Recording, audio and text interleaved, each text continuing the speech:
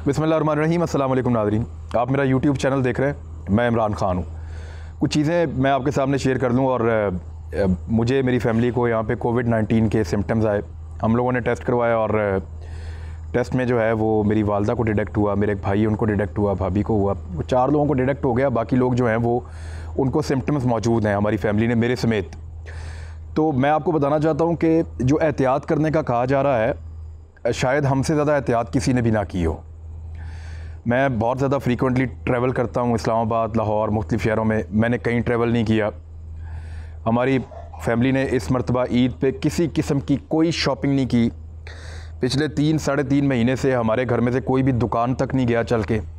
जो सामान हमारे घर में आता है वो 2-2, 3-3 दिन बाहर पड़ा रहता है। और जो ड्राइवर लेकर आता है या कोई बंदा लेकर आता है वो डिक्की में ही गाड़ी की पड़ा रहता है। 3 दिन 4 दिन के बाद उसको प्रॉपर सफाई करवाने के बाद हम सामान को घर के अंदर लेके जाते हैं। हमारे घर के अंदर पिछली तरफ से हमने एक सीढ़ियाँ हैं, वहाँ से ऊपर एक वॉशरूम है, उसको रखा हुआ है कि जब कोई शख्स को बहुत ज़रूरी बाहर जाना पड़ जाए, जैसे कि मैं टीवी चैनल पे प्रोग्राम करने के लिए जाता था और वहाँ पे भी हम पूरी एहतियात करते थे।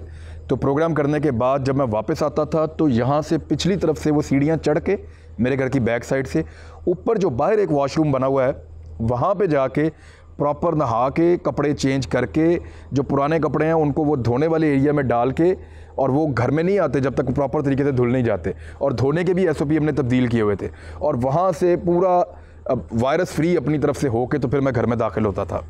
मेरे अलावा बाकी लोग तो घर से बाहर गए ही नहीं। बहुत शादो नादर कोई बहुत एमरजेंसी में किसी को जाना पड़ा तो कोई गया, लेकिन वो भी बड़ी एहतियात के साथ।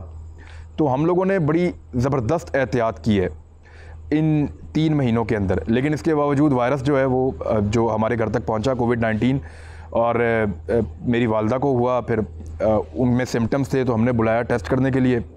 फिर बाद में जो गवर्नमेंट के टेस्ट हैं उनके अंदर रिज़ल्ट ठीक नहीं आ रहा था, प्राइवेट टेस्ट करवाए तो फिर हमें क्लियर हो गया कि किस किस को कोरोना हो गया। 4 लोगों के पॉजिटिव आए, बाकियों के अभी हमने टेस्ट नहीं कराए लेकिन उनमें सिम्टम्स मौजूद हैं। तो ये सिचुएशन अब हमारे साथ है। इससे ज़्यादा तो कोई एहतियात नहीं कर सकता। लोग तो बाहर बाज़ारों में घूम रहे हैं, लोग तो बाहर सड़कों पे मौजूद हैं, लोग तो अपने रोज़मर्रा के काम कर रहे हैं।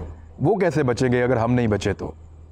यानी एहतियात करने के बावजूद नहीं बचे। मैं आपको बताऊं, शेख रशीद साहब मुझे मिले थे ईद से पहले। वो कह रहे थे बिल्कुल मज़ा नहीं आ रहा, ना रोज़ों का मज़ा आ रहा है, ना ईद आने वाली है उसका कुछ पता चल रहा है। मैंने कहा जी क्यों? कहते मैं किसी से मिलता ही नहीं हूँ। शेख रशीद साहब ने अपने आप को आइसोलेट किया हुआ था तकरीबन, उनको भी हो गया। बड़े पाकिस्तान में मकबूल तरीन लोग हैं, पॉलिटिकल लोग हैं, सेलिब्रिटीज़ हैं, उनको कोरोना वायरस, ये कोविड-19 उनको भी हो गया।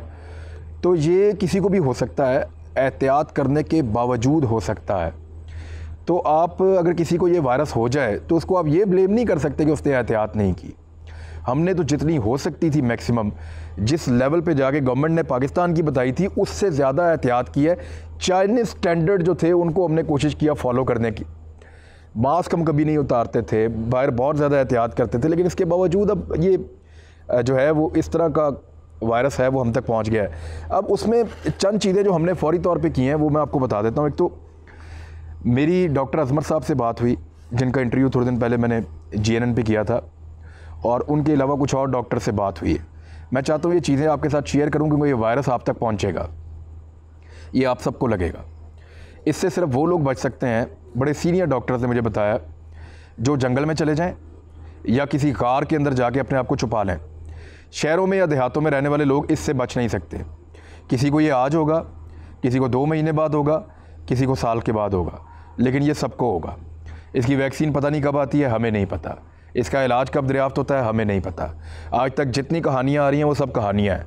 लेकिन ये ज़रूर है कि जिस बंदे को ये हो जाता है उसके दोबारा इफ़ेक्ट होने के चांसेस बहुत कम होते हैं।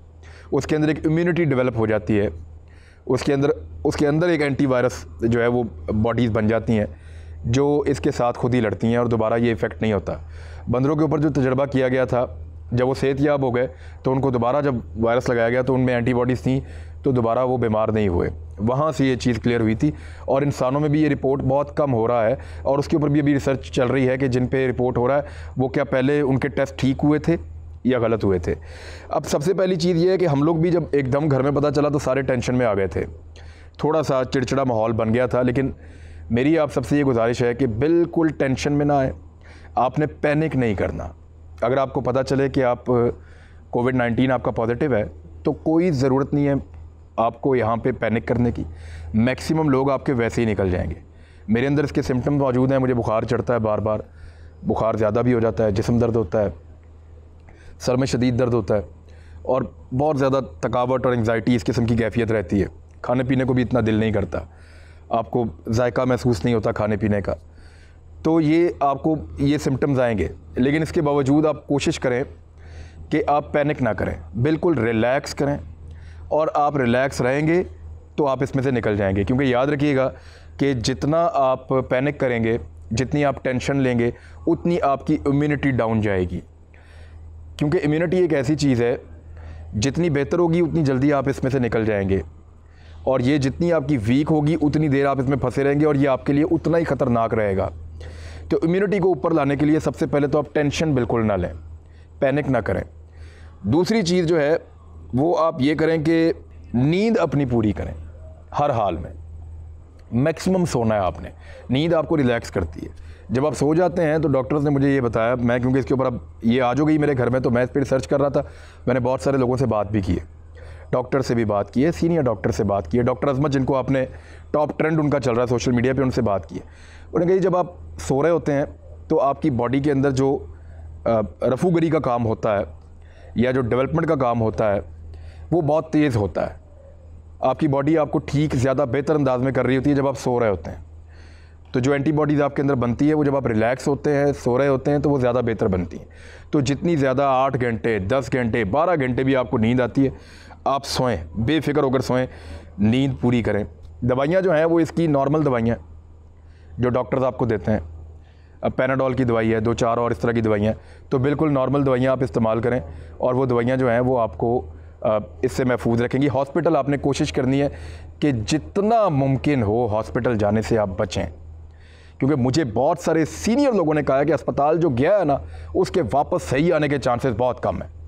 अस्पतालों में जो इस वक्त हालत है, जिस किस्म के वायरसेस वहाँ पे हैं, अगर कोई बंदा ठीक भी जाएगा तो बीमार होकर आएगा। कोशिश करें कि अपने आप को अपने घर में क्वारंटीन करें, अपने घर में आप अपने आप को अलहदा करें, थोड़ा सा अपने घर में हिफाजती तदाबीर इख्तियार करें, नेचर के करीब जाएं, धूप का इस्तेमाल करें, दिन के टाइम धूप लें, थोड़ी सी बाहर वॉक कर सकते हैं थोड़ी सी वॉक करें, मास्क का इस्तेमाल करें, दूसरों को अपने से बचाएं, टेंशन ना लें, नींद पूरी करें और कुदरती ग़िज़ाएँ खाएँ, नेचर के करीब आ जाएँ। आप फल का इस्तेमाल करें, खुराक का इस्तेमाल करें, लेकिन उस खुराक का जिसका ताल्लुक यानी आपने बेकरी की आइटम्स आप कोशिश करें कि आप ना खाएं। आप उस तरह की चीज़ें खाएं जो कुदरत ने बनाई हैं।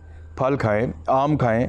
आप ये डॉक्टर साहब ने उस दिन भी बताया था कि आप इस्तेमाल करें, खुबानी इस्तेमाल करें, आम इस्तेमाल करें, केला इस्तेमाल करें, सेब इस्तेमाल करें, ये चीज़ें आप खाएं, तरबूज़ खाएं, खरबूजा आप इस्तेमाल करें। तो ये फल आपकी इम्यूनिटी को जो है वो बढ़ाएंगे। खुश्क मेवा आप इस्तेमाल कर सकते हैं तो वो करें, और जो डॉक्टर बताए उसके मुताबिक आप थोड़ी बहुत दवाई खाएं। अपने आप को घर में रखें, कोशिश करें, कावा खाएं, कावा पिएं, स्टीम लें, ये चीज़ें आपको बचाएंगी। लेकिन मैं फिर आपको कह रहा हूँ, नींद पूरी करें, पैनिक नहीं करना। ये वायरस आप तक पहुँचेगा, क्योंकि जितनी हिफाजत और जितनी हमने की है ना यहाँ पर, जितनी हमने कोशिश की है कि वायरस ना आए, उतनी कोशिश तो मुझे लगता है कि नामुमकिन थी। लेकिन इसके बावजूद ये वायरस हमारे घर तक आया, तो ये आप तक भी आएगा, खुदा ना खास्ता, लेकिन आप इसमें महफूज रहेंगे इंशाअल्लाह। अपना ख्याल रखिएगा। अल्लाह हाफ़िज़।